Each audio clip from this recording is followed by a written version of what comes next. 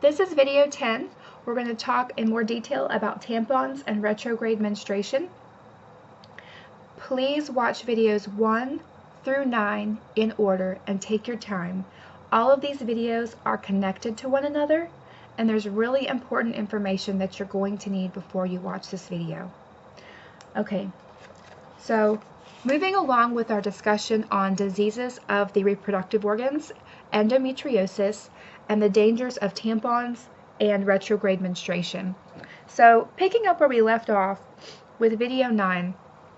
So this dark spot here is a tampon, a highly dense tampon packed into the vaginal canal of a woman, and this is the uterus. These are fallopian tubes up top, and these are ovaries. Okay, so retrograde menstruation, as we previously discussed, is when your period doesn't flow down.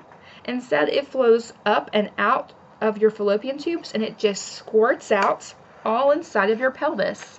And this is one of the major things that is linked to endometriosis and other pelvic diseases. So for some reason, we're never taught about this in public school or in our textbooks in college. At least I never was. And in recent textbooks I've purchased online, there's nothing about it in there either. But I did find information about it from the UCLA OBGYN EDU website and also from the womenshealth.gov website. And I cite those sources in my previous videos in several of them. Okay, so let's say we have a tampon packed tightly inside of here. Do you think that your blood and your tissue is going to flow out properly, or do you think that the pressure is going to push more of it into your pelvic region? I mean, I know what I think. I think that blocking the area that God created to exist as a way for waste to exit the body, just like when we pee or we urinate, it comes out through that hole. When we defecate or have a bowel movement, it comes out of that hole. When we exhale, it comes out of this hole or this hole. When we have our period, that waste needs to come out of this hole down here. But we are sticking a tampon in there and we're just plainly blocking it off. And what can be confusing about this idea is that it seems like it's absorbing things, but many women, if they wear pads for their entire period, what you will notice is that the amount of blood that comes out changes from hour to hour, from day to day. Sometimes there is thicker tissue and clot-like tissue. Sometimes there's kind of stringy-like tissue. And it's just common sense that if you block off an exit, pressure is going to build and things are going to be forced in opposite directions. That's just physics, that's math, that's science, that's what we know. So we also know, because inside tampon boxes there's pamphlets that say you can get toxic shock syndrome, it can kill you, it can cause permanent damage to your organs. We also know that after we give birth and have a baby, we're not allowed to use tampons during the bleeding that occurs after we give birth. We know that if we have a miscarriage, we're not allowed to use tampons during the bleeding that occurs after miscarriage. We know that if we get a yeast infection or any other type of infection, we are not allowed to use tampons during the healing process or during the cycle following the healing process. So obviously, the medical community knows that tampons, in many circumstances, are life-threatening. The tampon companies know this as well. However, we continue in our women's magazines, in commercials on television that little girls and women watch, to teach women that they need to use tampons, because if they don't, they're not going to have a happy period. Because if they want you to think that you need to use a tampon, okay, so that you won't be an inconvenience, so you won't have to go to the bathroom as often, so that your period is more hidden. It's more discreet. They want you to use tampons so that you can go swimming in a pool during the summer. There's a big commercial campaign right now where it actually says that the tampon helps the blood to flow back upwards. It actually says this in the television commercial I watched last night, that it is designed to help the blood to flow upwards so that you will have less leaks and so that you can go swimming more during the summer. I don't know about you, but I don't want my waist going back up inside of me. I want it to come out like it's supposed to. And if that means for a couple of days I can't go swimming, or if that means for a couple of days I just need to do things a little bit differently, big deal. So what? I have noticed since I stopped using tampons and started using pads that my periods have gradually become lighter, that I have less types of pain, I have less debilitating pain. Unfortunately, I started using tampons probably during the second or third period I ever had in my life when I was around the age of 15. And I used tampons for every single period my entire life after that, even the ones where I was in debilitating pain. There was a brief period of time when I would try to use pads more often, but I felt so humiliated at the thought of, what if I had a leak and someone saw blood on my pants?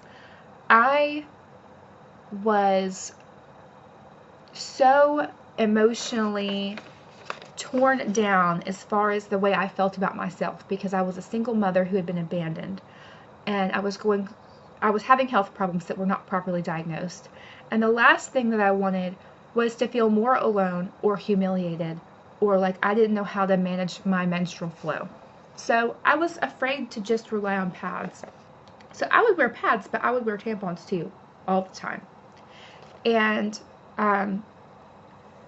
I believe wholeheartedly that using tampons contributed to my endometriosis, the destruction of my ovaries, the formation of ovarian cysts, the destruction of my fallopian tube, and probably the fibroid growing in my uterus as well, and my pelvic inflammatory disease. And now my uterus and the back of my vaginal canal are connected to my intestines.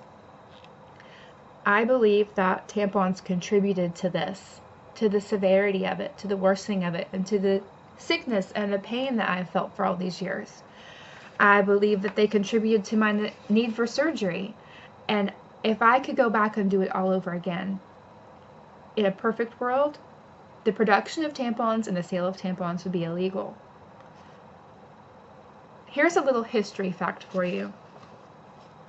The first time tampons were mass-produced and mass advertised in the United States happened in the 30s and the 40s, the 1930s and the 1940s, okay?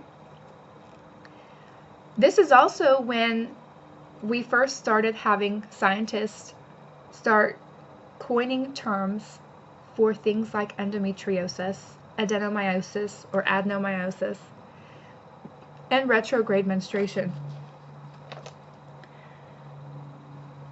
And then they started experimenting on our bodies with all these different artificial hormones. And every single time they did it, we got worse or we had other worse symptoms all throughout the decades. But here's the other thing, okay? The tampon companies, I would like to believe that when they started mass producing and mass advertising tampons, that they had good intentions. They actually thought this could be a helpful thing for women. And, you know, I can see how for decades and decades, almost 100 years now, women could look at a tampon as something that might be helpful, especially if you're never educated about the way your anatomy and physiology actually functions for real. So, tampon companies started mass producing and mass advertising this all of a sudden. It was almost like an overnight kind of thing that happened. And it was because this man was a millionaire. He had access to a bunch of manufacturing buildings that he owned, and he worked in coordination with some other companies to make this production and advertising campaign happen very quickly. He saw it as a way to, they actually advertised in the world's most popular, most subscribed to magazine / newspaper at the time. It had millions of subscribers. So tons of women were seeing these advertisements. And all this stuff back then, they didn't have regulatory organizations for this kind of stuff. I mean, look, there was cocaine and medicines that we gave to babies and pregnant women back then, okay? So when you consider tampons came out of that time, you should take pause and consider all of the things surrounding it, okay? It may not have been a well thought out plan. It may have had good intentions. It doesn't mean that it was the right thing. And I think it needs to be stopped. It needs to be completely stopped. Women need to use pads. You shouldn't be using tampons. So they advertised in millions and millions of homes for the first time. They mass produced and they sold these things in tons of stores all over the United States. And what happened was they also hired women, specifically women, and sent them out into the stores to talk to other women and tell them, you need to use tampons. This is the newest thing. This is going to change your life. It's going to make you better at going to work. It's going to make you better at going to school. You can make your period more discreet. You can hide it more. It'll decrease odor so that people won't think you're so disgusting. And they shamed the heck out of women. They shamed them. You can go back and look at advertisements from newspapers where the entire advertisement was completely designed around imposing shame on women, telling them that their periods were disgustingly smelly and that everyone could smell them, that they just, all these things that I mentioned before, they literally blatantly shamed women and told them that they were bad employees, bad students, disgusting, embarrassing, smelled bad, inconvenient, and all of these things. And they made women feel horrible and told them that tampons were the solution. So it's no wonder that it became the norm for women everywhere, especially the United States, to use tampons. But then I started asking myself, there must be other parts of the world where tampons are still not used, or where for some reason, maybe culturally, they're not used. And I started researching that. And in video 11, I'm going to tell you about the girls from Haiti.